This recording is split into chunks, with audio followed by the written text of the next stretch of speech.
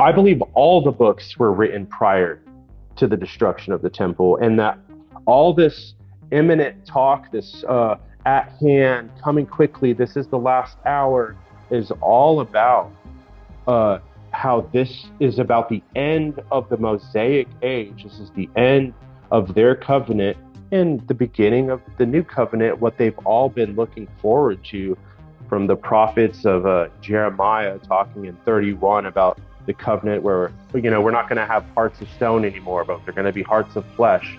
And the tabernacle, the Feast of Tabernacles, where God's going to dwell with us 24/7. Like that's what they were all looking forward to. And so this is what I think this book is about like, hey, this has to end. And because you guys didn't hold up your end of the bargain, like this has to happen to you. Like God keeps his word, like I was saying. What's up, Internet? Welcome back to the Fringe Faith Podcast. Today I'm joined with Nick Deb, yeah, or Nicholas. Which do you prefer? Yeah, either or is good. You- Nicholas is good, yeah.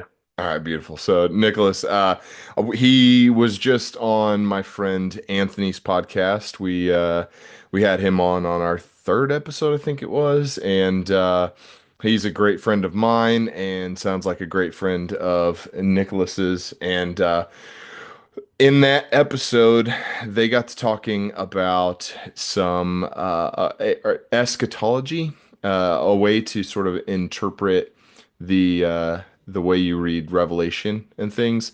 And it's an eschatology I've heard people touch on a little bit, but I've never been able to find somebody that like could explain it to me. And so that's what we're getting in here today. So welcome, Nicholas, to the podcast, man. Yeah, happy to be on. So eschatology is basically the study of end times, and a lot of people have, different perspectives on it. Dude, I never would have thought I'd ever be talking about eschatology. I used to shy away from it for years. It really was only the last 3 years where I Really? started really studying it, and to where I realized that it really did have its branches in like every aspect of the Bible. And Yeah. so as I kept studying it, I feel like it made the whole rest of the Bible become alive to where it actually started to make sense. But Mm. I feel like the way we've been taught in the traditional modern church is very wrong. Like it Mhm. just doesn't add up. And so that's what I'd kind of like to get into today here. For So sure, for sure. Yeah, the modern day sort of idealism of the left behind kind of thing. exactly. Yeah. Yeah, I totally I'm not really on board with how that goes down. I tend to, and I think I told you this, I tend to fall into the camp that like we're a handful of seals in, but it's not complete. And I know that you've got a different take on it. And then most people have different takes on it. So this is going to be fun to kind of get to sift through what it is that you've been studying. And remind me, what is this particular eschatology called again? So the two terms that, and this is just the way that I lean, and I would say as I keep studying, this seems more and more practical and more the right thing. And it would be full preterism, or I like the term realized eschatology better, or completed eschatology, fulfilled eschatology, something like that. Mhm. Okay. Yeah. Sweet, man. So can you give us a basis of, or at least a starting point, and then we can jump off from there. Like what is the idea there? Because I mean, realized or fulfilled sounds like obviously to the people that are listening, I would imagine it at least sounds like maybe everything is done and wrapped up. Yeah. So, yes, that's basically what I'm saying. And a little bit of a disclaimer here, like there is a proverbs that says like if you make up your mind before you hear a matter out, like it's your folly and shame. So I understand this is going to be very different than probably what you've heard, um, but I'm not going to be bringing in anything from church fathers or um, Apocrypha or any other books. Like I think this can be a very thoroughly explained just using the Bible and just cross-referencing the Old Testament with the New Testament. A little bit of history I'm going to pull from first century history from like Yeah. Josephus is the biggest one. He was a Jewish historian at that time. So he's not a Christian. He's not trying to make stuff up to conform to Revelation. He's just recording history. Yeah. Um, um, and then one other little disclaimer too, like if you don't have love, none of this stuff matters. Like this is Amen. all about love. If this kind of knowledge puffs you up, like that's not the direction you need to be going into. And so, I think loving the truth is also important. And I Hmm. also feel like God has asked me and pushed me into doing this, even though I've never would have said 3 years ago I'd ever be talking about eschatology. So I'm just kind of running with it. Yeah, that's awesome, dude. And another thing is it's not like this is a new idea. This is a pretty old idea. It's just not currently popular.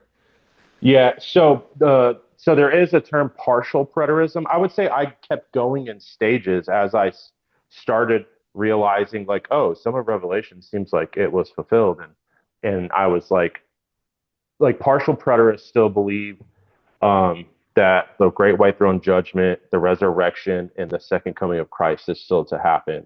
But they believe basically everything else is fulfilled. Okay. That is still like an orthodox view, and that's been around for a long time. But I think that leads to some problems. And I think the dude, and I've learned a ton from those dudes. I love a lot of the dudes who are in that camp. And it's just that I think they're kind of what's the word here? Uh, Catering to men instead of the scriptures, and they're Okay. worried about what men are going to say other than what they're actually finding in the Bible. And I think they know that, and they're just like adhering to the creeds and stuff like that. And they have a lot to lose. They've got books. They're pastors of churches. I don't have anything to lose. Like I don't care. The truth is what it is. If I find out difference, I'm willing to also change my mind. Like I'm not set in stone on this, Yeah. but okay, a good starting point, in my opinion, what I would call like a linchpin of the futures teaching that I think that's led to a lot of confusion is the chapter Daniel 9, where that's where we find the 70 weeks of Daniel. Um, it's a bad term. 70 it's 490 years. It's 70 shmitas. A shmita is a 7 year cycle in the Jewish like calendar type of thing. They have a Shemitah, a Jubilee, which is 49 years, an Ona, which is 500 years, and an age, which is something like 2,000 years. And it basically is weeks of years. It's not like weeks. Yeah, that's why I'm saying we don't have an English term for a 7 year cycle. So that's why they call it 70 weeks of years, but it's 70 Shemitahs. So it's 70 times seven, which is 490 years. Beautiful. So where the modern church, both almost everywhere you go in America, unless you go to like Reformed Baptist who are like all millennialist or something like that, they would be teaching most likely dispensational is the term. And where they get a lot of this, almost like a huge, if you pull this out from their doctrine, it all crumbles. Um, so what they do is they take the last 7 year cycle, the last Shemitah, and they put a gap between the 483rd year and they from then on they put a postponement, and we are in a 2,000 year gap in the 7 year last 7 years still to happen, and that's the 7 year tribulation. So that's where Interesting. we're in this gap now, is what they say. And at the Interesting. very last 7 years, that's the last 7 years of Daniel's prophecy. That's interesting. I actually heard somebody talking about that particular view just a couple days ago. I was listening to it. And it was the way they presented it was that the 70 weeks was actually something to the effect of the exact time to which the or Jesus came and died. And then they claimed something about a some way that they were able to justify it being a doubled prophecy and then took that secondary, like basically took the same number of years and put it to like 2030 something. And they were Mhm. like, so that would be when Jesus would come back. And I was like, I don't know that I follow, but all right. Yeah. Yeah. There's a lot of nonsense like that in my, and not to offend anybody, but that just like, as we study this out, you're going to see that's not the case. Daniel's asking about the whole prayer that the angel comes and answers. He's asking about his people. His people were shattered at 70 AD. Like the old covenant Judaism is no longer like, so this is about that time frame. There's no textual evidence to put a gap in there whatsoever. That is completely inserted. You will not find that at all in the text. And I also even find it ridiculous to think that God would give them a number. Let's just put it as an analogy like this. If I ask you to give me a ride somewhere, it's 200 miles, and we're going, and we get to the 199th mile, and we just keep on going for another 1,000 miles, and then I'm like, oh yeah, I forgot to mention there was like 1,000 miles in between the 199th mile and the 200th mile. It's ridiculous. Like Yeah. God wouldn't do that. Um, and so there's no evidence for it in the text. This is a big one. They insert the Antichrist in here, and I'll get to it's in Daniel 9:27. They do this with a lot of texts where they're insert in the future Antichrist where he doesn't belong. Um, any commentary before the 1800s, you'll see this only as a prophecy about the Messiah. There's no one else thinks it as anything else. This is definitely a prophecy about Jesus Christ, and to I, make it about the Antichrist is absolutely horrible in my opinion. So, right. I could see it being a here's when Jesus would come and die on the cross. Like I could see that. Like I said, the uh, the the doubling up of it doesn't make sense to me, but like I could at least see that being the case.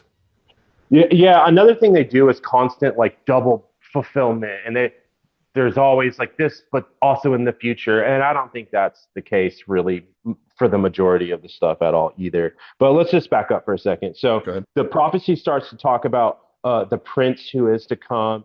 He's going to be cut off in the midpoint. He's going to put an end to sacrifices.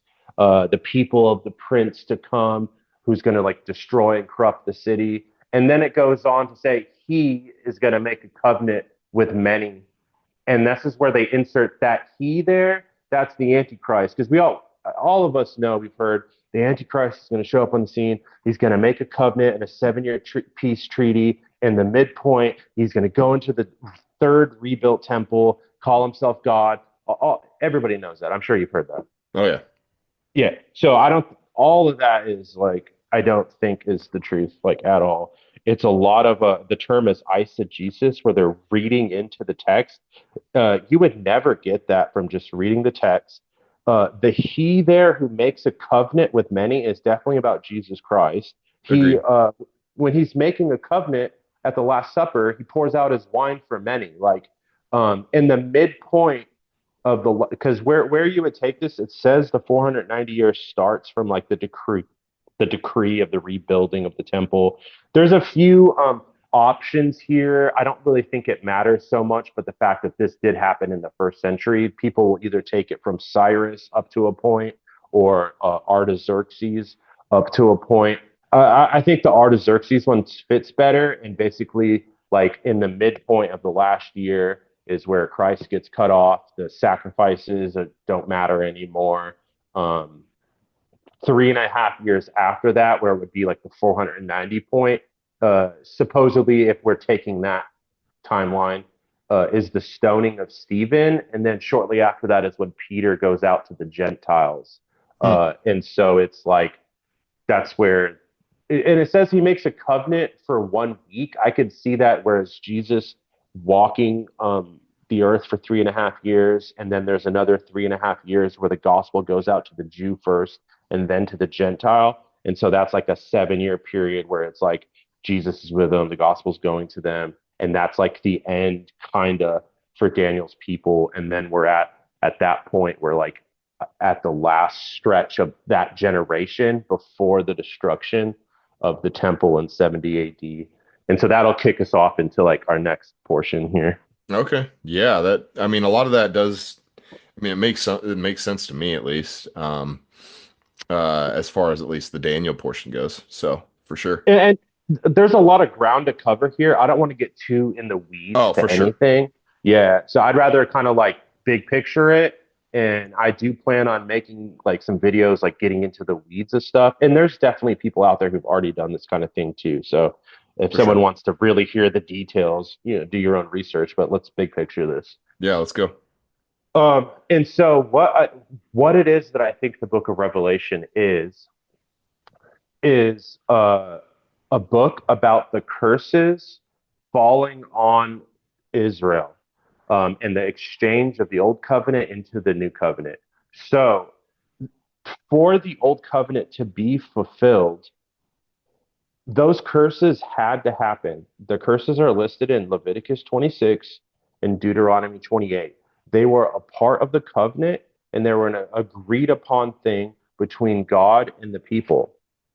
And people always say God's a keeper of his word, right? Mhm. To fulfill that contract, to make that covenant be over, Jesus said he came to fulfill the covenant, to fulfill the law.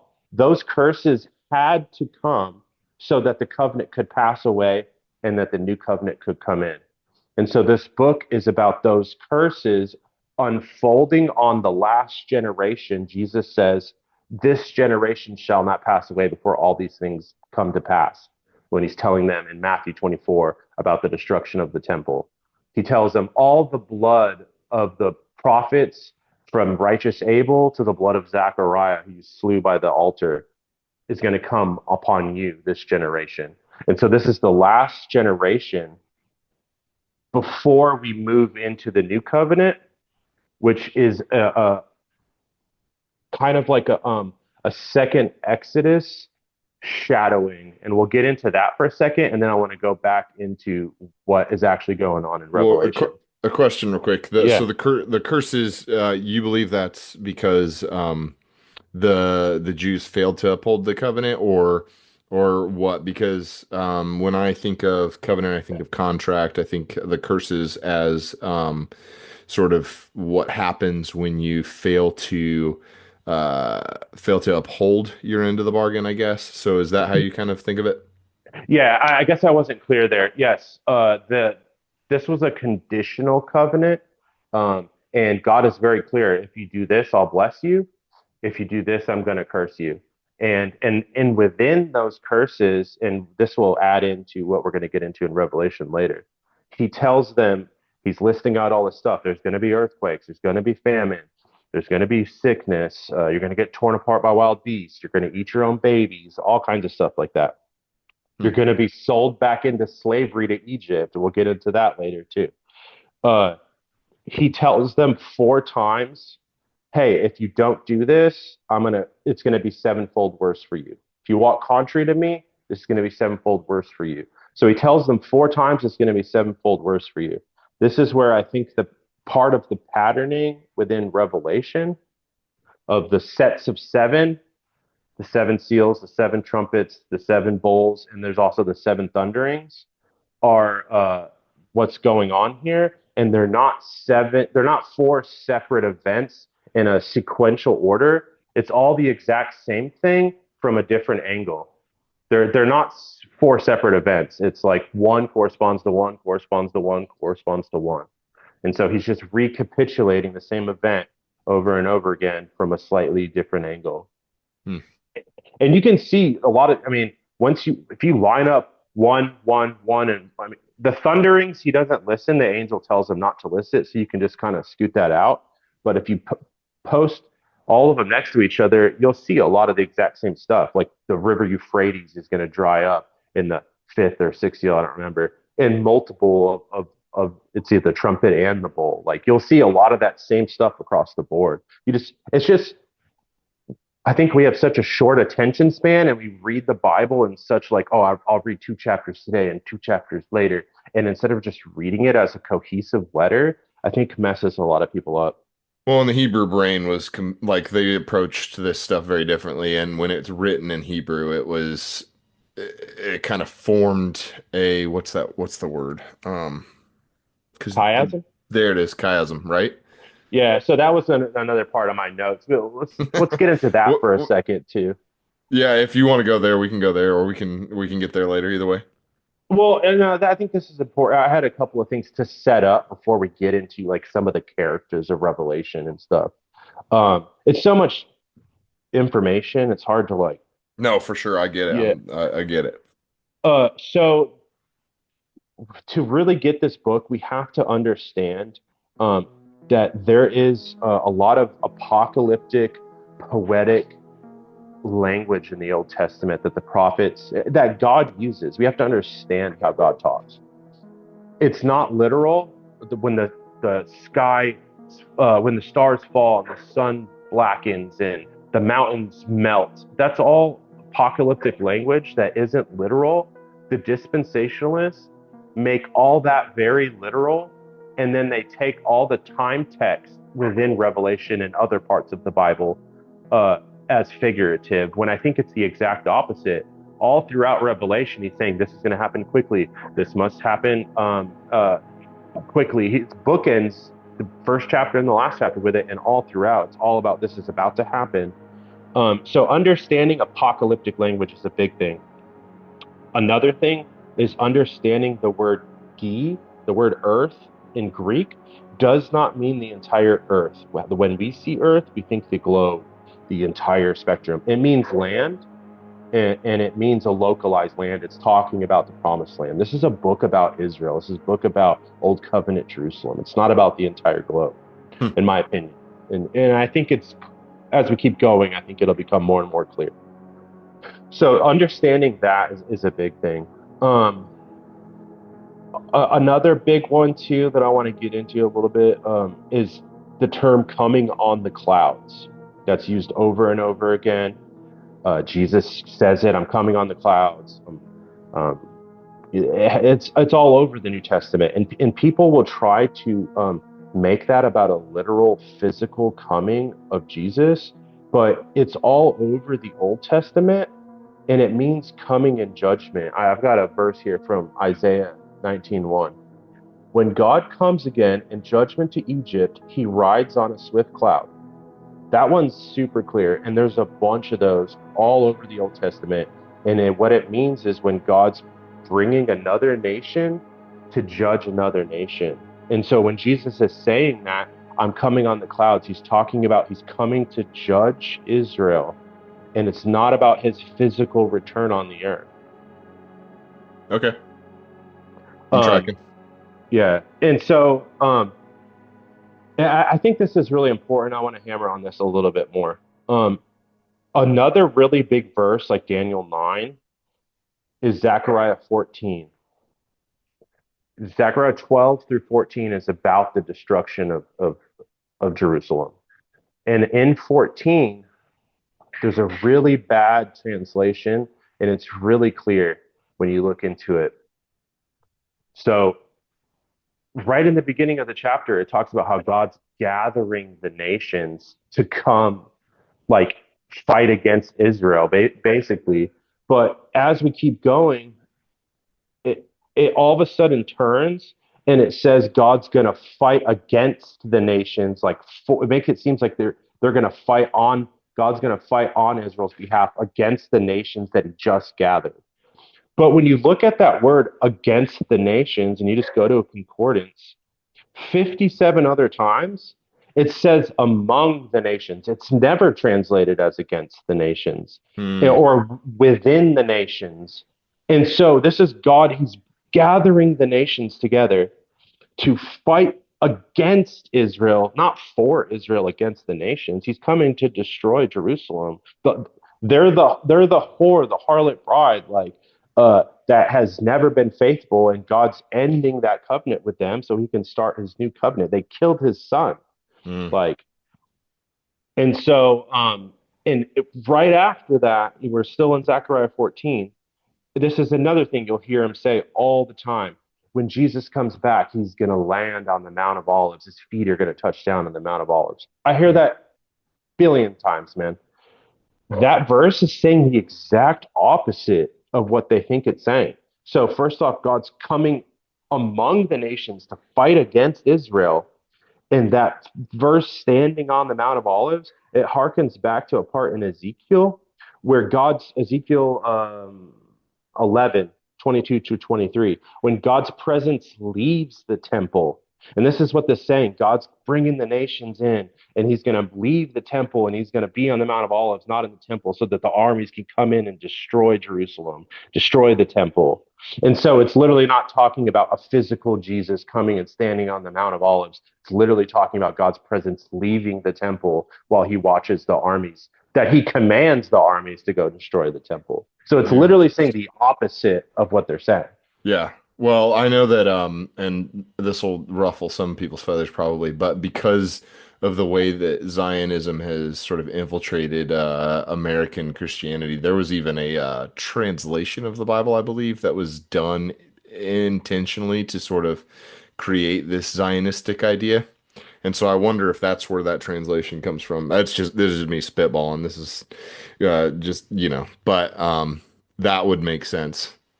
Well, so what I'm pretty sure what you're referring to is the C.I. Schofield Study Bible. Hmm, yes. Um, and so that's where the Daniel 9, the first thing about the Antichrist and the gap is first inserted into this notes of the Bible, and this is where a lot of this stuff took off from there. So for sure that had a massive influence on the church and about Zionism, and I could go on and on about that. Oh, I Kind could of, too. Just yeah, just just for people's sake, like this isn't anti-Israel. Zionism is a completely different thing. I know that in culture, people believe that Zionism is pro-Israel, but it's not the same. It's just not. yeah. And at some point, I'll probably like really hammer in on this, but I'd Same. really like to keep it as scholarly and as unconspiratorial as possible No, because I that's just me really, spitballing. yeah. And this is not about you, like, but I really would like to approach pastors and be like, look, dude, like, make the Bible make sense to me. If I'm off here, like, show me where I'm off because I think you guys are off. Okay, so we're understanding that there's like this whole future mishap in Daniel 9, understanding there isn't this like future battle for Israel, that I don't believe like that this is like the end game of the Bible is the destruction of the temple and the inaugurating of the new covenant. And so let's get into that. Yep. So another thing that they're going to say is the book of Revelation was written in 95. And so that can't possibly be about the destruction of the temple. That doesn't make All any sense. Yeah. So all throughout Revelation, we're going to get into a few things that make that impossible. And in chapter 11, the temple's still standing, and they're measuring it out for the Gentiles to trample it on. Um, we're going to get into a little bit of stuff about the 666 and how I believe that's about Nero. And so Nero was still alive in 68. Um, and so there's a lot of internal evidence that this is about the destruction of the temple, the Roman and Jewish war that lasted 3.5 years. And so, like, their argument is really flimsy. And I'm just gonna, instead of getting into the weeds on this, like, there's a book by Kenneth Gentry called Before the Fall of Jerusalem. And the two most main modern scholarship on this is a book called Rethinking the Dating of the New Testament and Redating the New Testament. I believe all the books were written prior to the destruction of the temple, and that all this imminent talk, this at hand, coming quickly, this is the last hour, is all about uh, how this is about the end of the Mosaic age. This is the end of their covenant and the beginning of the new covenant, what they've all been looking forward to from the prophets of Jeremiah talking in 31 about the covenant where our hearts, we're not going to have hearts of stone anymore, but they're going to be hearts of flesh. And the tabernacle, the feast of tabernacles, where God's going to dwell with us 24/7. Like, that's what they were all looking forward to. And so this is what I think this book is about like, hey, this has to end. And because you guys didn't hold up your end of the bargain, like, I'm this has to happen to you. Like God keeps his word, like I was saying. And so these curses have to happen because that's the only way this contract could be completely fulfilled. And so that's what's going on here. And so even in God's kindness, though, this is what the apostles were doing. This is what Jesus warned them of in Matthew 24, Luke 21, Mark 13, the Olivet Discourse. He's giving them instructions. Hey, when you see this happen, flee to the mountains, flee Judea.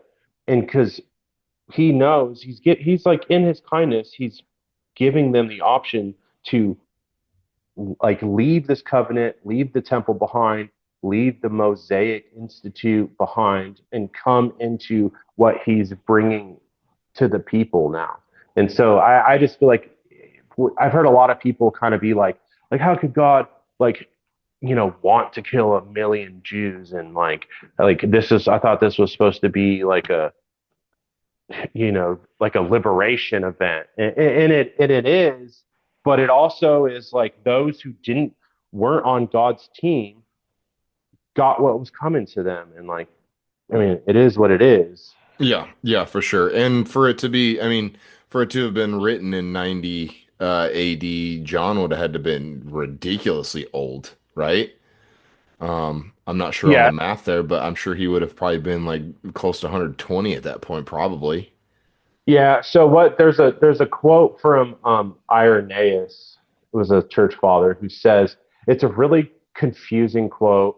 The way he words it is weird, and it makes it seem like John saw his vision in the reign of Domitian. But what I think he's saying is that he saw John in the reign of Domitian. And so John did live to be really old, but I don't, that's not when he wrote the book. Hmm.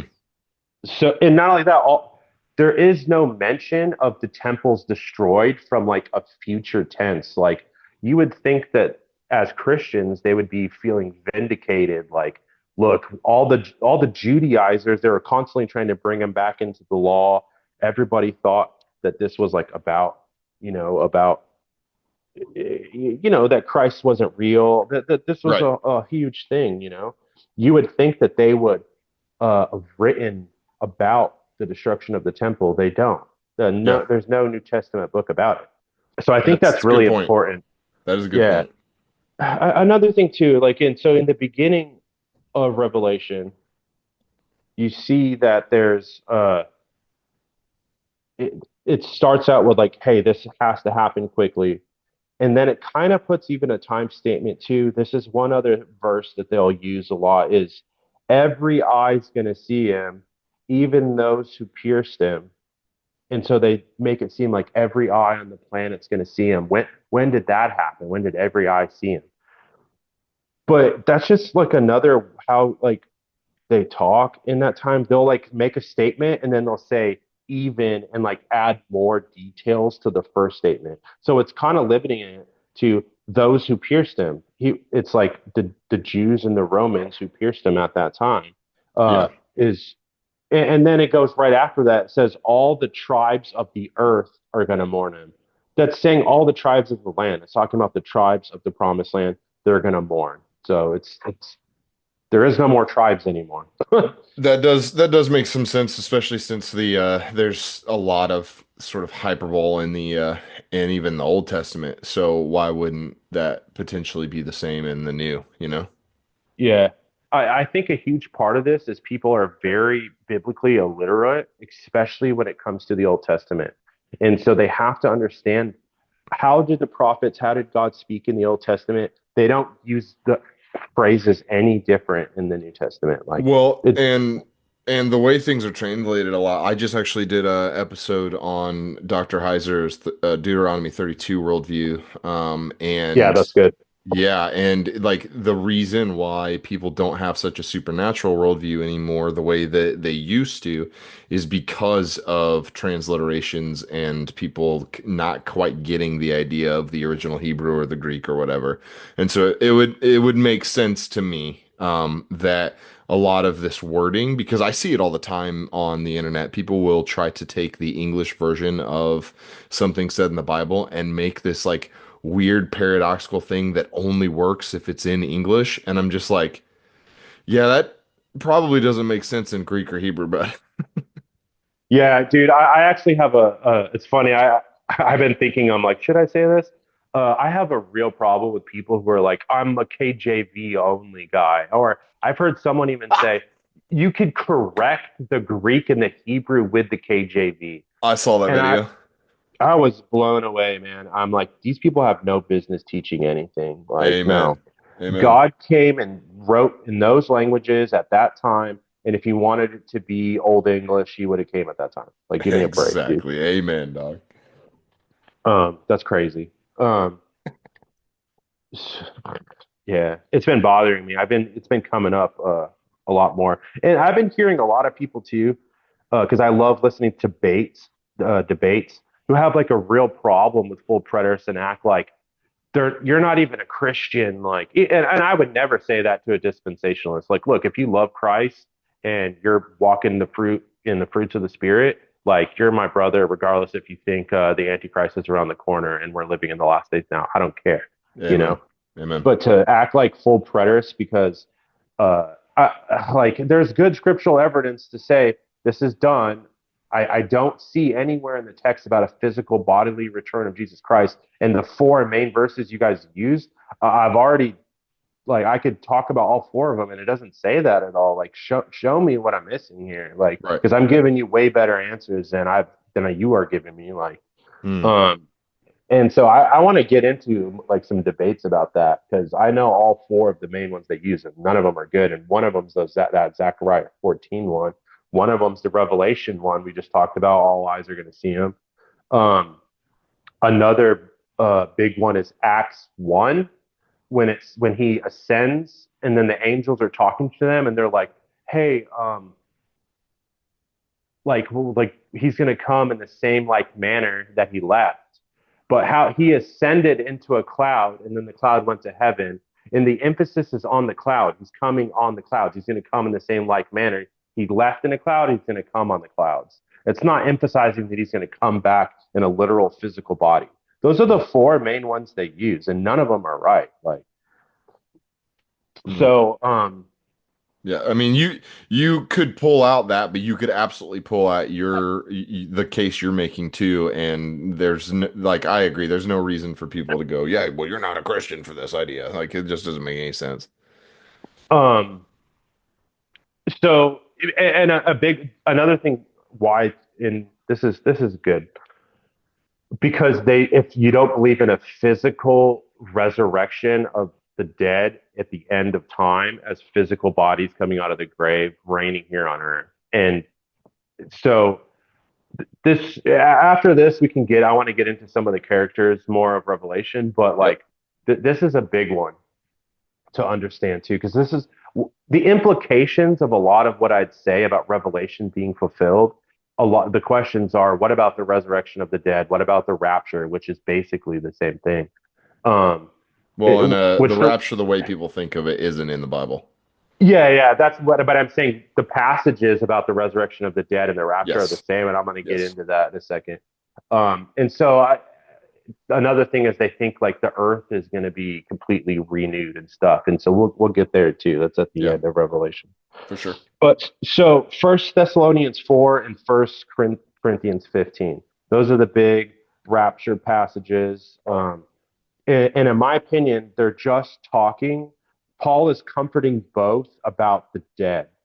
And so in First Thessalonians 4, he's like, look, let me assure you about the dead that they are going to be raised. And what my opinion is on that is that everybody before Christ, when they died, they went into the grave, they went into Sheol, they went into Hades, the waiting place, because Christ is the judge and the mediator. And so he wasn't in the courtroom yet. And so everybody had to wait.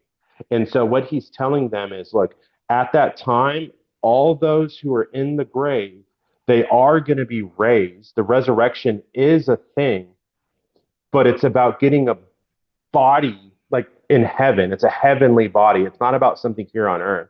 And then when he says we're going to meet the Lord in the air, he's basically saying, hey, we who are left, he uses the word harpazo there, We're going to be caught up in the air, harpazo.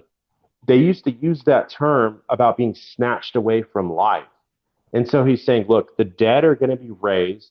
They're going to get a heavenly body. They're going to go to heaven. And then when you die, you're going to be raised to meet them in the air, to meet them in the glory, to meet them in spirit. When you die, you're going to get a body resurrected and go to heaven. And then those who are alive, when you die, you're going to get a body and go to heaven. That's all he's saying there. Like he's just talking about the resurrection of the dead ones in the ground who are going to go to heaven. And when you die, you're going to go to heaven. He's just comforting them about the dead ones. That's how the whole thing starts out. Yeah. And then in 1 Corinthians 15, he's kind of doing the same. Someone's saying there is no resurrection of the dead. And he's like, of course there's a resurrection of the dead. If Christ rose and Christ was a dead one, like if Christ didn't raise, then nobody raised. And so our religion's nothing. It's futile. But Christ did raise. So of course the dead ones in the ground are going to raise too. That he was assigned to show you that those who are in the ground, all the Old Testament patriarchs and saints, they are going to be raised. And then they start asking him, okay, well, if the resurrection's true, what kind of body are they going to have? And he just goes on to say, look, we have a body here. Animals have a body. The sun's got a body. And in the resurrection, there's going to be a heavenly body. There's a heavenly flesh. That's all he's saying there. And then after that, he kind of tells them, oh, there's going to be a mystery. We'll all be changed in the twinkling of an eye. And what I think he's saying, because there's a certain point when Christ officially does raise the dead, it's at the last trumpet, it's at the destruction of the temple, it's when the Holy of Holies is destroyed, and like the whole thing, the whole shebang is done, and then finally the dead ones are raised. He's telling them at that point, at the twinkling of an eye, eventually when you die, you don't have to wait like they did. You're going to be changed. As soon as you die, if you're in Christ, you go to heaven. There is no waiting. In the twinkling of an eye, you get there. Like, it's like you're a living seed now. And when you're a living seed, because you get planted in the ground, as soon as you get planted in the ground, it's like, boom, you're alive again. And because before Christ, everybody was dead. Everybody was dead on the inside. No one had the living spirit. Like that's why all the Old Testament saints were waiting for the resurrection. It wasn't until Christ did his whole thing at the end, like at the end of the destruction of the temple is when the dead ones are raised. That's a whole thing that takes too much time to get into, but like that's all he's saying basically. Yeah. Okay.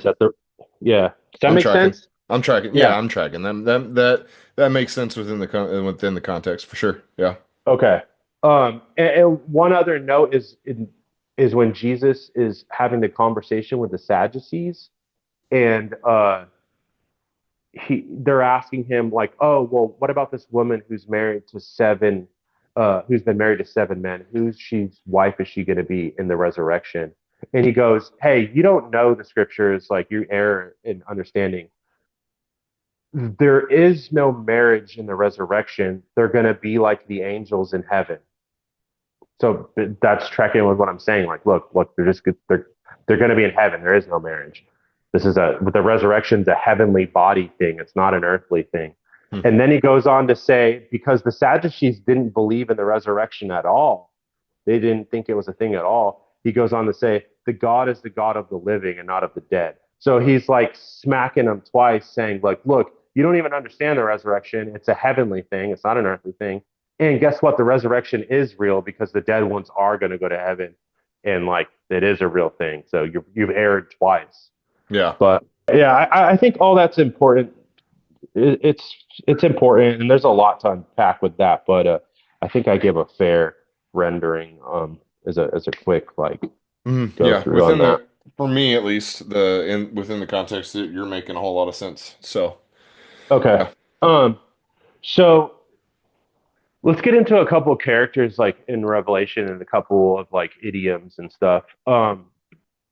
Big one, okay, like who's the beast, the sea beast? And I got into this a little bit with Anthony in his podcast, but In my mind, the seven-headed sea beast is the principality kind of behind Rome. It's Rome as a totality. It's got seven heads. It kind of zeroes in on one of the heads sometimes, but it's also backs up to like Rome in general. And it says, the five heads that have fallen, I would take as the five Caesars prior to Nero, who's the sixth Caesar, who's the sixth head that is. And then the seventh head that must remain for a little while. Like the next Caesar after Nero is Galba, who reigned for like 3 to 6 months. And so I take this as the Caesars, like in Rome. Okay. Um, and where and some backing up of that, like the mark of the beast, which is another dig into why this would be written prior to 70 AD, as the the gematria. If you take the Greek to the Hebrew, because John tells you to have wisdom to calculate the name. He wouldn't if it's somebody in our future. How can they have wisdom to calculate Barack Obama? Like it doesn't make any sense. He's trying to tell them to have wisdom to calculate somebody at that time. Hmm. When you take the Greek into the Hebrew, Caesar Neron, which is how would be worded at that time, it's 666. And then we have some Latin manuscripts that say 616.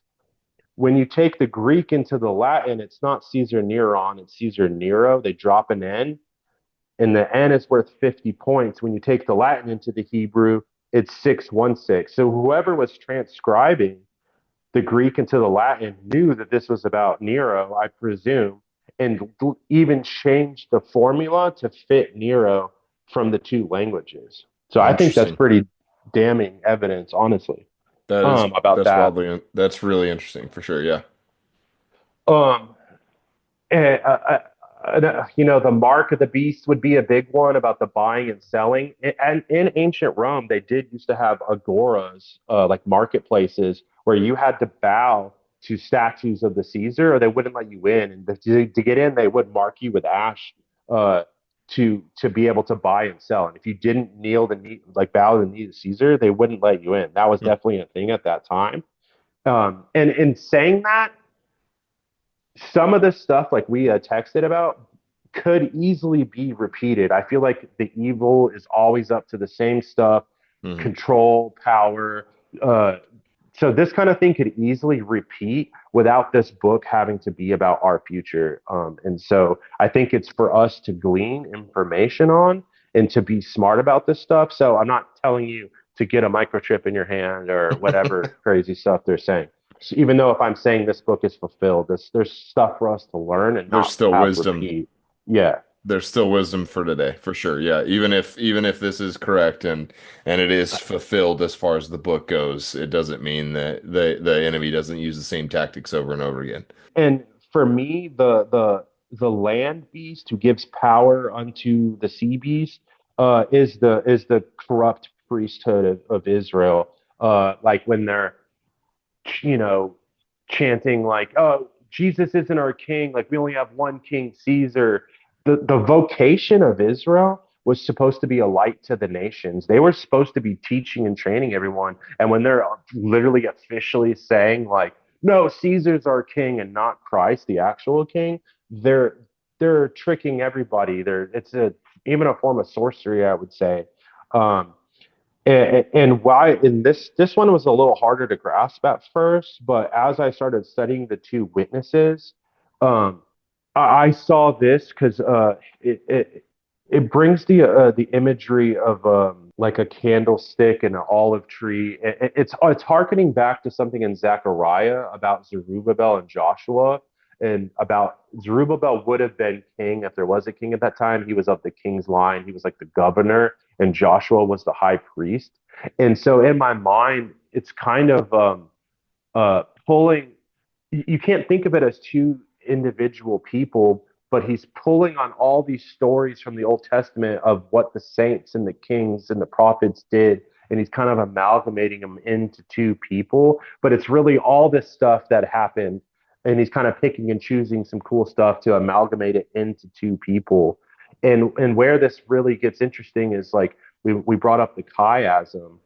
A chiasm is where it folds in on itself. It's a form of poetry where the middle point is the center and the beginning point and the end point correspond to each other, and it goes like that all the way through the patternings where it's like A B C B A, and Yeah. so the two beasts corresponds to two witnesses, and the two beasts are would be the Caesars, the kings of Rome, and the priesthood, the corrupt priesthood of that time, and so it's the kings and the priests. And then two witnesses. What unlocked this for me was the two witnesses when he's talking about Zerubbabel and Joshua, and he's bringing you the imagery of Zechariah 4, I believe it is, about the kings and the priests. And so he's like chiasming, orchestrating this fighting between the good kings and priests and the bad kings and priests. And so he's creating this apocalyptic narrative of these two beasts or these two warriors going after each other. And so you can't take every line literal and seriously. He's creating an apocalyptic narrative. Hmm. And I Yeah, think people sometimes get too focused in on a tree instead of stepping back and looking at the forest. for And sure.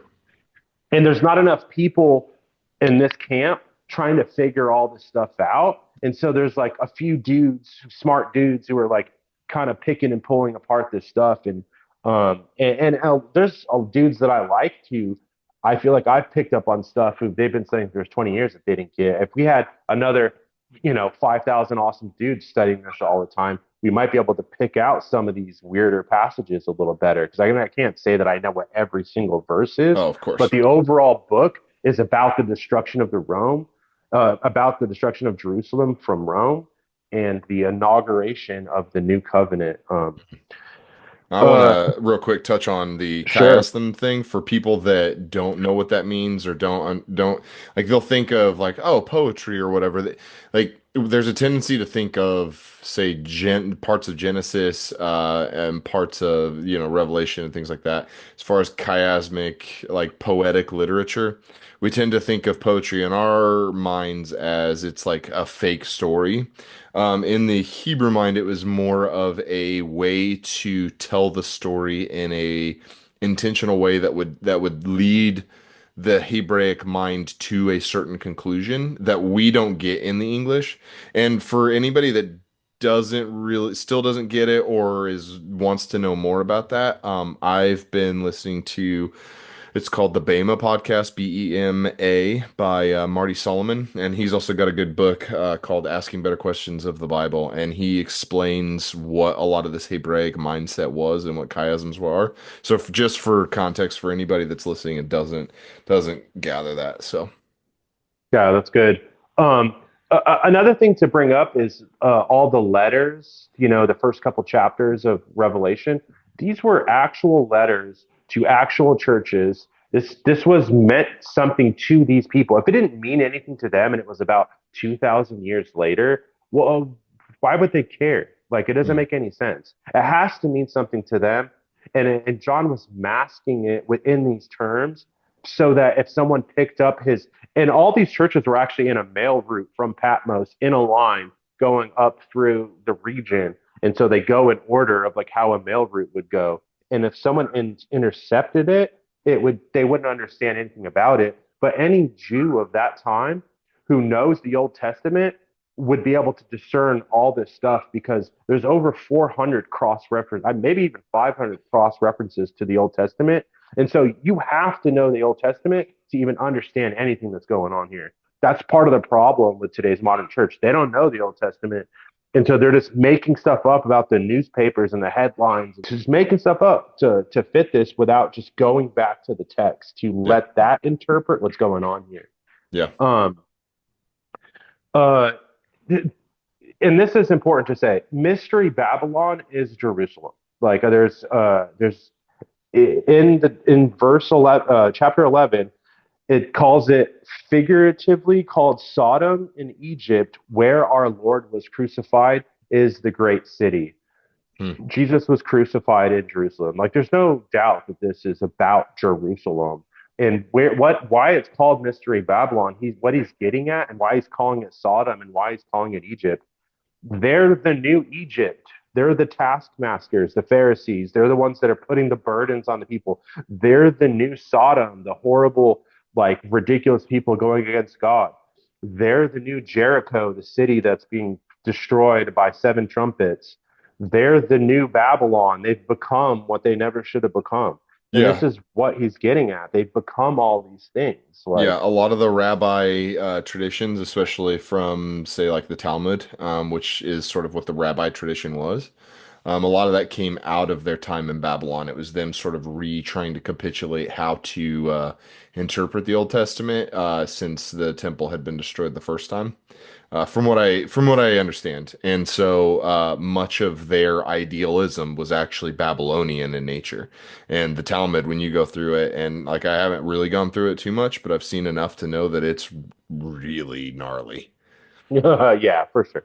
Yeah, that's a whole other like five podcasts to do Right, about for Israel and sure. modern Israel and all that stuff. Yeah, For sure. But I and just kind of wanted to state, like, I thought that that was interesting as far as the Mystery Babylon part, you know? and dude, I'm very knowledgeable about the Deuteronomy 32, Michael Heiser worldview, Tower of Babel type stuff. We should definitely do another podcast about that. Like Dude, I I'm love down to talking talk about that. about more stuff with you for sure. Um, and while we're bringing in that it's the new Egypt, there definitely is a second Exodus motif going on here. And so, what do I mean by that? In the original Old Testament story, what do we have? We have 400 years of slavery. We got a king trying to kill babies, and then a leader raises up Moses. There's a Passover. There's 40 years in the wilderness, and then they're led into the promised land. Okay. As we go into the New Testament, there's 400 years of silence, supposedly, like, between Malachi and Matthew. Starts out with a king trying to kill babies. A leader raises up Christ. He's killed. He's the Passover. And then 40 years later is where this is the generation that I was bringing up earlier. This is the generation that Jesus keeps saying, this generation shall not pass before all these things must come to be. From the death of Christ to the destruction of the temple is 40 years. Exactly. It's a Hmm. generation. It's a 40 years in the wilderness where that generation, just like in the Old Testament, that generation didn't make it in. Who let him in? Joshua let him into the promised land. Hmm. So Jesus is the new Joshua leading them into the spiritual promised land, the new Jerusalem, the new like Zion. It's a spiritual country. It's the new covenant. And so he's the Joshua leading us into the promised land of the new covenant. And so that same motif is being laid out on both. And when you throw us like the new Jerusalems to the future, you mess the entire thing that's like being Yeah. happening between both sides. Yeah. That makes And sense. so it's super cool. And on top of that too, another thing that I've heard a lot of people say, if I'm saying, look, all this is fulfilled, like I'm sorry, like I'm sorry you're not happy with where we're at now, but they'll say, well, what are we supposed to do now? Like, and my response is, look, when Joshua led them into the promised land, what did they have to do? They had to fight literal giants. They still had to clear out giants. I'm saying we're in the promised land of the new covenant and the new Jerusalem now, and we have to fight spiritual giants now. Like it's just in the spirit. We fight against principalities, not against flesh and blood. And so we still have to be the hands and feet of Christ to be a light to the nations. I think we're still supposed to disciple the nations, and like that's still what we're supposed to do. Like, and Yeah. and so I think that's super important, to understand is like even if this is fulfilled, like we still have work to do, and let's jump forward too, like because if I'm saying this is fulfilled, I feel like those are the main characters, the beast, the two witnesses, who's what's 666, that a lot of that who's Babylon, who's the whore. The whore who rides the beast is definitely the priesthood who has mystery Babylon written on her forehead. In the Old Testament, the priesthood on their turban used to have something that said like holy unto God. All that stuff is like hearkening back to the priesthood. Like they're the whore who's the adulterous person who's constantly been cheating on God. And once they've murdered Christ, Christ is God's like free to marry again. Like Paul says, once a widow, you know, actually, if someone's divorced, I don't know how he says it. Once someone's dead, you're free to marry again, and that's Yeah. what happens here. Is like once Christ dies, all that's left to do is bring on the curses so that the contract could be fulfilled. But at that same time, so he's in the process of divorce. Christ is also getting engaged to the church once he's resurrected, and his outpouring of the Holy Spirit is like the dowry present. It's a gift to let them know, hey, I'm coming back, and he's empowering his disciples to make sure everybody believes what they're saying. Like they're doing all these miracles because they're teaching something so different. They all think they're supposed to go with Moses, and we've had this law forever. That's what we're supposed to do. But he's empowered them so that the people will believe, so that they don't come under those curses and that they leave Jerusalem. They leave Moses behind because Moses doesn't make it into the promised land. Joshua is the one who leads them in. And so he's empowered them. It's the gift to let them know, like, hey, I am coming back. And then he comes back for his bride at the destruction of the temple. Like, and that's when the new covenant happens. And I'm saying, like, if we're under the new covenant, that is the analogy of marriage. The marriage supper of the Lamb isn't something that's in the future. The marriage supper of the Lamb happened then, and we're under the new covenant now. And the only reasons we get the blessings that we do now as the church is because all the blessings are His. And because we're married and we're one flesh, we get to the inheritance through Him. Almost like if a husband and a wife are married and the husband has a job and he gets his benefits like from the job, and she gets to share into the benefits of the job because they're married. She can have health insurance and stuff like that. Yeah. We only get the inheritance because he's the one who gets the inheritance, and we're married to him, and he shares his blessings with us. Yeah. That's like there's no other. The dispensationalists try to say like, oh, it's an already but not yet. The marriage is in the future, but we get all the benefits of it, but we're just engaged. And Hmm. it's like, no, dude, is Christ not in you now? And I said this on Anthony's podcast, and I meant it. Like, Christ is in you. That is the analogy of a husband and wife together when you come into your wife, right? Like, this is the analogy. Christ is in you. Like, this is you becoming one flesh. The presence of God is in you and with us, and it's dwelling with us 24/7. Um, and this would lead us into like so we're in chapter 19, which is the marriage supper of the Lamb.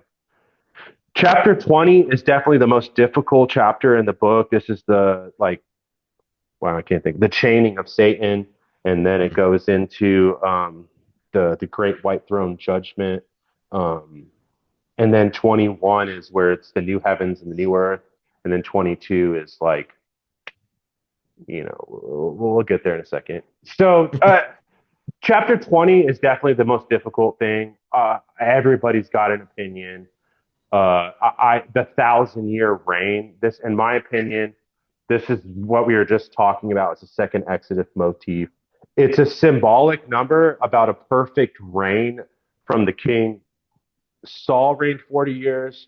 David reigned 40 years. Solomon reigned 40 years. And it was 40 years to in the wilderness where Jesus finally led us into the promised land of the new covenant, everything that we've been waiting for. Like, and it's a symbolic number of completeness that he fulfilled it. Even I've seen people like Adam lived 930 years, Christ lived 30 years, and then this 40-year reign would complete that 1,000 years. He's the king, the second Adam, who made it to 1,000 years, and it's just a symbolic number. It's not literal, but it's meant to be that perfect king's reign, that 40 years. And so I think that's what John's doing there. Um, it's a really difficult chapter. The great white before the great white throne judgment is about the battle of Gog and Magog, and like that burns up. In my opinion, this is another really hard thing. Like, but it's just saying. I don't want to get into the weeds on this, but it's basically saying the fire that comes down and consumes the beloved city. The beloved city is Jerusalem. Like it's about the last bit of the destruction of the temple here, and then at the destruction of the temple, right after that is the judgment, the separating of the wheat and tares, the judging the living and the dead. Because not only also is this not only a book about, it's mostly about judging Jerusalem, but it's also about judging the nations and stuff as well. Um, that's a little bit harder of a topic to get into, but so what I'm saying by here is that the great white throne judgment did happen here. This is where he, at the resurrection, he had everybody who was dead, who was waiting for the actual judge to be seating in the room. He had to resurrect everybody, and those who were in Christ went to heaven, and everybody who didn't, whatever happens to them, there's a lot of views on hell, whatever there. Like we could, that's a whole other podcast on Right. what happened to the unrighteous. But I'm saying he judged the dead then, and he judged the living Jerusalem then. And now we're not all waiting to be resurrected in the future to all get judgment at one time. The judgment happened then. And now it says in Hebrews, when you die, you're judged. Hmm. Okay. And then in Revelation 5, it also says, blessed are those who die from now on. It's like now when you die, you don't have to go to that waiting area anymore. Now when you die, if you're in Christ, you immediately go to heaven. You get judged, you get your rewards is what happens when you're a Christian. It's like you get your inheritance and you're rewarded for your works, is what it is. So You're you're not saying saved that, by your works, you're rewarded for your works. But go yeah. ahead, yeah. No, I was gonna say, I was gonna joke. So you're saying purgatory's out of the. That's kind of where purgatory, yeah, yeah. So you'll see in the Great White Throne Judgment, he also would not only do are the people getting judged there, he throws death and he throws Hades into the lake of fire as well. So Hades is Sheol. Yeah. Sheol and Hades are the waiting place. So he's saying, I'm even throwing the waiting place in. I'm even throwing death in because all now I'm conquering death. All those who've been waiting, they're resurrected and in heaven. And now, if you're a Christian, if you die, you immediately go to heaven. Like I've conquered death for you too. Like it's this is another podcast where we should do a Genesis like slash like maybe like Tower of Babel, like Deuteronomy 32 one, Mhm. but about Genesis not being about physical death in the garden. Like it's a whole other thing. But so death here is a separation from God has been destroyed basically, and now 24/7 we're dwelling with God. And so that takes us into Revelation 21. It's the new heavens and the new earth. This is really big. Uh, Heavens and earth is an idiom for the temple system. Jesus tells them not one jot or tittle will pass away until of the law until heaven and earth passes away. The law has definitely passed away, and no Christian would argue with me. So that also means heaven and earth has passed away. Do you Hmm. know that verse? I vaguely know what you're talking about. Yeah, not one jot or tittle. It's not like, oh, some of the law. Not one jot or tittle will pass away from the law until heaven and earth passes away, is what Jesus says. I always interpreted it as so if I have a contract with the bank, okay, for I owe them $1 million, okay, but there's Hmm. no way I'm coming up with $1 million. The idea would be that I'm beholden to that contract until either Jesus comes along and offers me the $1 million to pay it, and then I pay it, or he offers me the $1 million and I go, no, I'm not accepting your charity, and then I'm still beholden to it. So in that analogy, the contract stays active for those that refuse the gift. And but but the people that receive the gift are no longer beholden to it. Does that make sense? So that's the way I always thought of it. But Yeah, yeah, I see what you're saying. But and I see what you're saying. But here, like all this stuff that like Jesus specifically says, like the temple's going to be destroyed and it's going to happen in this generation. And then it did. And the temple's never been rebuilt. And we're in the new covenant now. And as you see in Revelation 21, where he's saying the old heaven and earth passed away and the new heaven and earth is coming. And he also says there's no more sea. So the temple system, heaven and earth is like where God and man like met to like allow heaven to unfold on earth. The temple system was the dwelling place of God. It's Hmm. where heaven and earth met. And the Holy of Holies is where the presence of God was. And it was completely encapsulated. And in the inner courts, they were on the dirt.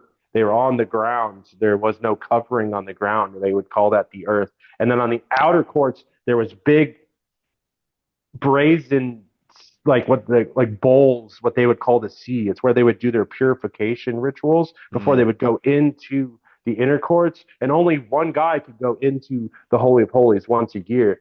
And so they're saying there's no more sea, there's no more need for an external purification.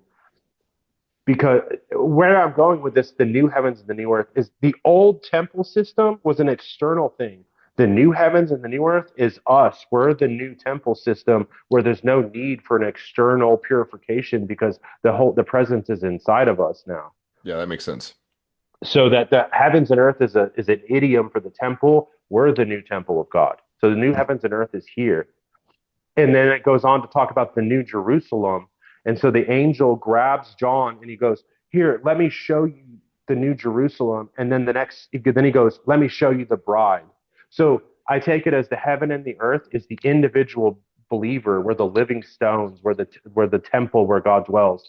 And the new Jerusalem is the amalgamation of all the believers who make up the new Jerusalem, the church. So it's all of us together that make up the New Jerusalem. It's a spiritual city made by living stones that house the presence of God Hmm. 24/7. Yeah, that makes sense. That's interesting. Yeah. Because I mean, the angel just says, "Let me show you the New Jerusalem." And he goes, "Let me show you the bride." And then he just goes on and on. And this is where he's like talking about all the jewels and you're adorned with topaz and blah, blah, blah. Yeah, yeah. And then he gives them the measurements of a cube, an exact cube. The Holy of Holies in the tabernacle was an exact cube. And he gives the measurements as like 112,000 stadia. Supposedly that was as big as the entire known Roman world at that time. Hmm. And so he's like saying like God's encompassing this entire earth. Yeah, that's fascinating. Yeah, And so it's crazy. not like there's some people I've heard who think there's like a literal city coming and floating down from heaven that's going to be a Hmm. massive like cube coming down. Like I don't think that's what that's saying at all. So Yeah, no, that's wild. That is fascinating. I mean, yeah, like I said before, within this context, everything's so, like making sense so far, for sure. and this is what we have to realize too, because I think a lot of people are going to be let down. I'm telling you, there's no rapture. I'm telling you, there's no 7 year tribulation. Telling you, like the beast has been thrown into the like. This is all past us. This is not stuff we have to worry about. The only thing we have to worry about is like loving people and taking care of people and being influential, being a light to the nations, discipling the nations. That's our job now to be the hands and feet of Christ. Hmm. And so we have what they were looking forward to is that the way they used to uh, talk to God in the Old Testament is nothing like we have now. Now we have God inside of us when we pray.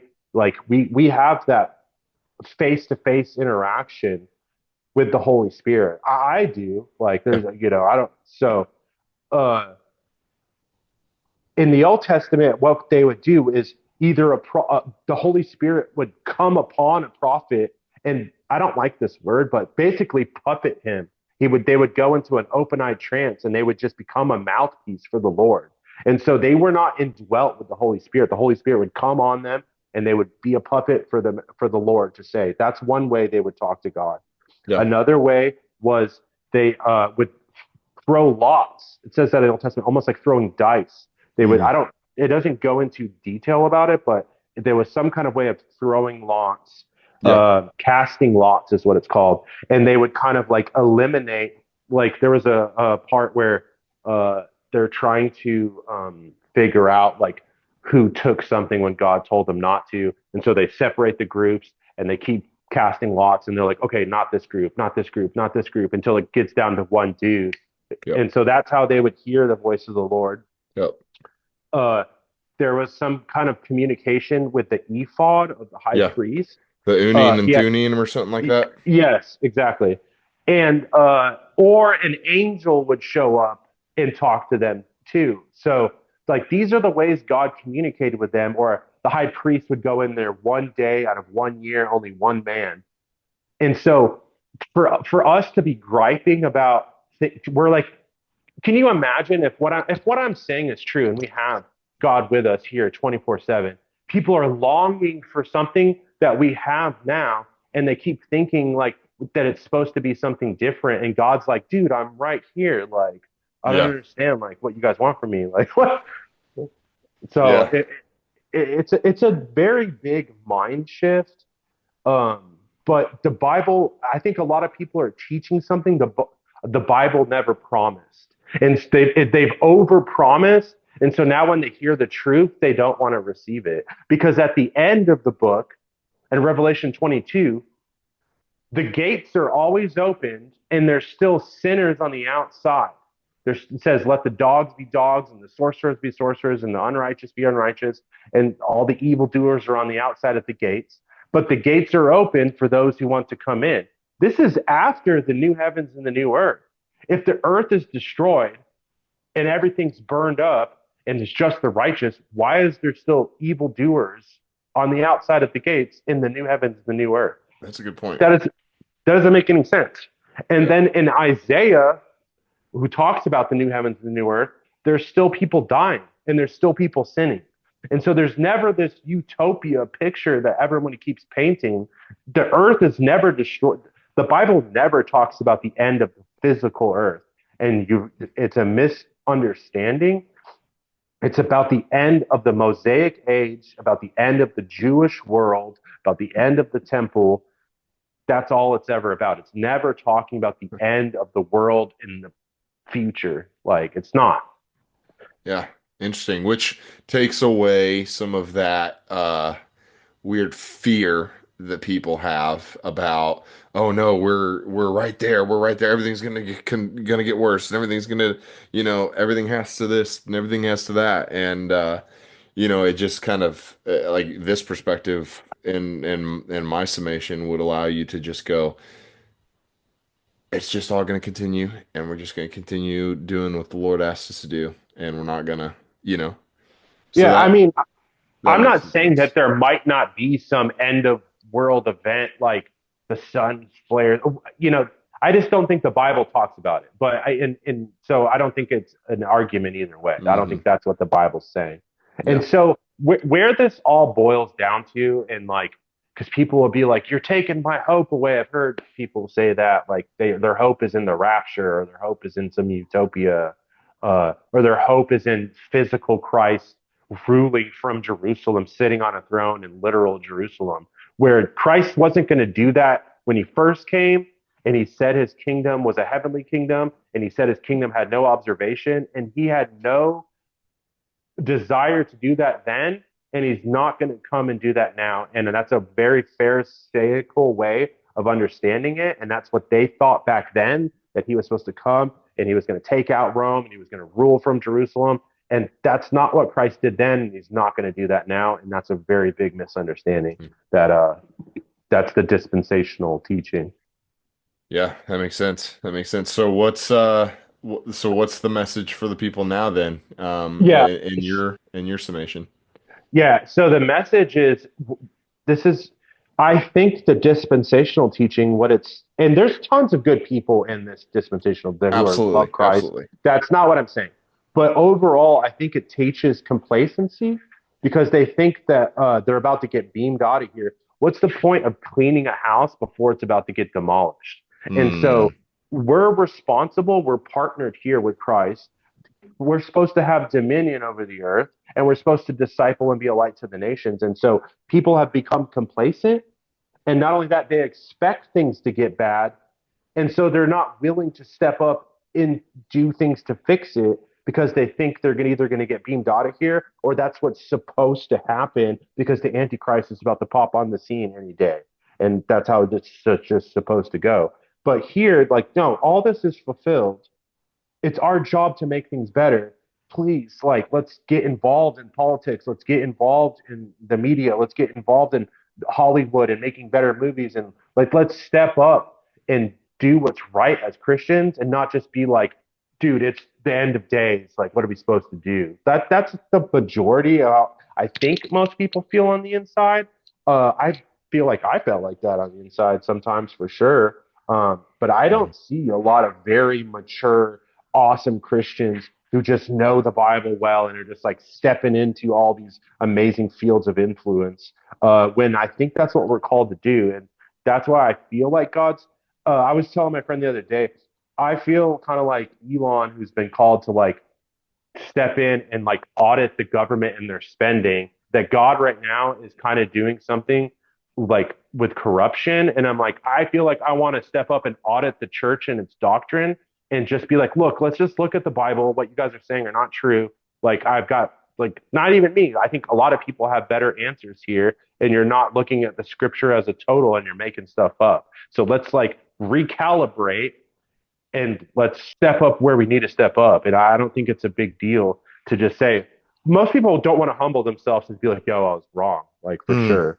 Yeah, that's a big part of this podcast is like I call it fringe faith because I'm talking about all sorts of things that are just on the fringes of what I feel like the typical Christianity like life is. I mean, everything from this type of conversation to the Deuteronomy stuff to I mean, like I'm even getting into a lot of conspiratorial stuff. I'm getting into some of my thoughts on Trump and Elon and friends. I'm getting into like all sorts of things that I think are on the fringes of faith, but it's all unto the intention of like pushing us out of our paradigms because to grow you have to stretch your you have to stretch your paradigm to grow in the gym you have to put Hmm. some pressure on your muscles and joints you have to actually I see too much complacency in the church and in the world and I want better answers I my one of my favorite podcasts is called Blurry Creatures, and they're Yeah. always talking like they're like, I just want better answers, and I feel the same way. And so, yeah, man, I love it. I definitely want to look into this idea a lot more because just from a basic standpoint of comprehending things better or in different ways because I pull from a multitude of different paradigms to try to like go okay what actually makes sense what doesn't I tear apart everything and try to make sure that I'm not just believing a lie because it's comfortable but I'm actually seeking the truth of it all so I really appreciate this conversation man for sure. Yeah. Well, here, before we end it, there's two more things. A big, like, it says there's no more tears and there's no more sorrows and stuff. Like, that's another one people have brought up to me. Like, what about the no more tears? Uh, in the Old Testament in Egypt, they're groaning and wailing and they're wanting to be delivered from the bondage of sin. And then also in Malachi, God's not accepting their sacrifices anymore. They're weeping and they're wailing on the on the altar because God won't accept their sacrifices. Here, that's not the case anymore. In this new covenant, God accepts our sacrifices. We've been delivered from sin and bondage. It's a covenantal crying. We have what they wanted and we don't have to like weep about that anymore. Like that's Yeah, a that's big good. one. No more war. I thought there's supposed to be no more war. It's another one. There's a verse in Isaiah where it talks about like changing their weapons into like plows and it's as Christians we're not supposed to make war like they did in the Old Testament where they had to go after the Canaans. We're here to like our warfare is different. It's spiritual. We're fighting against principalities, like, Yeah. and so it never like there's all these promises. I thought the animals are supposed to lay down. And there's going to be like vegetarians and no one's going to eat each other. No, those verses are about like Jews and Gentiles becoming one, and so Yeah. like I've got good answers, and it's taken me years to dig. I had all these questions myself Yeah. to find good answers for all this stuff, and I feel like I've got some pretty dang good answers for a lot of the questions people are going to have. Um, and that's not me boasting. I spent years doing this. I'll give all the props to God first off, but like sending me to the right teachers and just like spending my time. There's a big difference between reading the Bible and studying the Bible. Uh, Yes. Huge, huge. I used to just read myself into the Bible all the time, never paying attention to context, never pay attention to anything. I just pick it up, read a couple chapters. It's absolutely ridiculous, and that's why we're in the place we're in. People are narcissists. They don't spend time doing it. You got to audience relevance, context, read the entire book in one sitting. A lot of times, if I don't, dude, I spent months reading the same chapter over and over and over and over again until I feel like I knew what was going on. Stop Hmm. moving so far. I had a girlfriend who would read the Bible in one year, and you'd be flipping from the New Testament to the Old Testament to the Psalms to the Proverbs, and it's like, dude, how do you get a grasp on anything like that? That's crazy. Like, Yeah, I mean, once in a while, that's good just for, basic overview comprehension. But yeah, I agree. I mean, Heiser's big on that. Studying is different than reading, and it takes a lot more to study the Bible than it does to just read it, for sure. mhm. Yeah, For sure, yeah. man. But no, this was an awesome conversation. I mean, I hope there's so much stuff. I hope I represented it well. You've given me, at least for me, I hope that the people listening are tracking too. You've given me a good, solid comprehension of what that particular eschatology is and what that worldview is, so that I can like so that at least I grasp it when I start to look into it more, or when I'm talking to other people about it that know it, or that like believe it but may not be able to uh like explain it as well. So I appreciate it for that reason, and for the fact that, like I said, I'm always looking for different and more nuances and more perspectives and everything. So yeah, man, I think you did a great job kind of explaining at least the basis of this thing. Obviously, it's super complex and we could sit here and talk for hours upon hours about it, but for a good starting point, yeah, man, I appreciate it big time. Yeah, so let's end with this. I'll throw out if people want to look into this. A couple of people who are really awesome on this. Michael Sullivan, Don K. Preston. If you just Google that, like you'll find those guys. A really awesome one is an actual full preterist church, I think in Virginia. It's called the Berean Bible Church. Tons of videos and conferences. It's un What I've noticed about even partial preterists or full preterists, they're by far the best Bible students with history, bringing in all this stuff like that. It's unreal their level of knowledge, and I've gleaned so much from these dudes. William Bell at All Things Fulfilled is another really good podcast. Another one that's probably how I'm going to set up my like video sessions here shortly. It's called The Bible Fulfilled.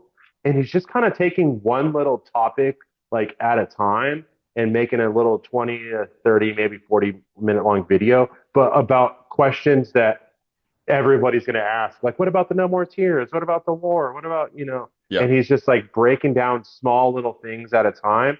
I think that's a good way to go about it. Uh, it's called The Bible Fulfilled. This He just wrote a book too. I don't remember the name or the guy's name, but that's a cool one. There's tons of stuff. Debates are where I've learned a ton, and I like hearing all sides. And just if anyone's like this dude's crazy, I'm very familiar with like every single angle of Revelation and all the different like schools of like thoughts. And I've spent years like studying this now, and I like hearing people even refuting this. I've spent a lot of time. It took me 6 months to be like, okay, I think I'm on board. I kept trying to disprove it over and over and over again. I'm like, I don't think I'm finding this is a better answer. Um, but Standing for Truth on YouTube, they've got hundreds of debates, a bunch of good full preterist debates. A lot of people hate full preterism because they just they just say Jesus already came back, like in the Bible. That's what the Bible says, and I think people hate that. Yeah. but I'm telling you, there's no good verses for it. I was blown away when I started looking into it to be like, what? These are the verses? Like, this is like what everybody says about Christianity. Like, I can't even believe it. Like, what? Yeah. So, Yeah. Yeah, that's um, awesome, man. So you said that you're going to start doing videos? Have you not done that yet? no, I haven't. Honestly, the job that I do, I drive around a lot. I'm an arborist, but so I get to drive around for 6 to 8, 10 hours a day. All I do is listen to podcast, audiobooks, debates, the Bible on, on audiobook. But so I've been studying for years. And at the end of last year, I felt like God was like, all right, it's time to start making videos. Like I was he was telling me in 6 months, like, hey, by the end of the year, like it's time to get going. And then January hit and I was like, who cares? Like, what? Like, what? Like, does anyone even care? Like, I was like kind of procrastinating about it. And then Anthony hit me up in February. He was like, hey, bro, come on a podcast. And he's like, what do you want to talk about? And I was like, I want to talk about Revelation. And he was like, nah, let's not do that. And then like a minute before, he was like, okay, let's talk about Revelation. And so we just like went off the cuff. But Anthony's the kind of dude who's given me platform and stuff before to like talk to the worship band. And so it was definitely God using him to just nudge me, like, dude, no, I've told you, like, this is what you need to start doing. So Yeah, yeah, man. And then it provoked me to reach out. So I'm glad he was on board with the let's talk about it thing. So that's awesome. Sounds like you've got a cool story too. And one of the things that we're doing here on this podcast is testimonies and stuff too. So yeah, man, it sounds like we'd have a lot to talk about over a few different pods. So I'll definitely be in touch and be talking to you about some different stuff, and maybe we'll definitely have to have you back on at some point. Just so you know, I'm about a month and a half to 2 months ahead of myself on these, so this will release a little while later. But yeah, man, if you start doing videos by then, I'll definitely link them in the bio or the episode information and all that stuff. And yeah, man, if you have anywhere in the meantime you want people to be able to reach out to you if they want to, let us know. So yeah. So what I'm going to be calling my channel is Dust to Dominion, but the number two, like kind of like a play on Genesis from like being made from dust to given dominion. But so yeah, dust2dominion@gmail.com. You can email me. I did make an Instagram account. There's nothing on there yet, and I already made a YouTube account too. But there's just nothing. Like I'll be doing that soon. But yeah, beautiful. dust2dominion@gmail.com. I'd love to come on more podcasts and talk about this. So Dude, yeah, I've got all sorts of things that sounds like you would enjoy chit-chatting about. So awesome, man. Well, thanks for coming on, and everybody, thanks for listening. And let us know in the comments of the show or in the Instagram what you think about this. And you don't have to fall on board with it. Like I said, this podcast is all about just challenging all sorts of different things, and that doesn't mean that I'm going to agree with everything. The people that are on the show are always going to agree with other people that are on the show, and that's okay. You don't have to agree with everything that's going on in this show either. It's just a good place for a little bit of conversation about things that just aren't talked about very often in the church. So that said, thanks for listening, and I'll see you guys in the next one. sweet.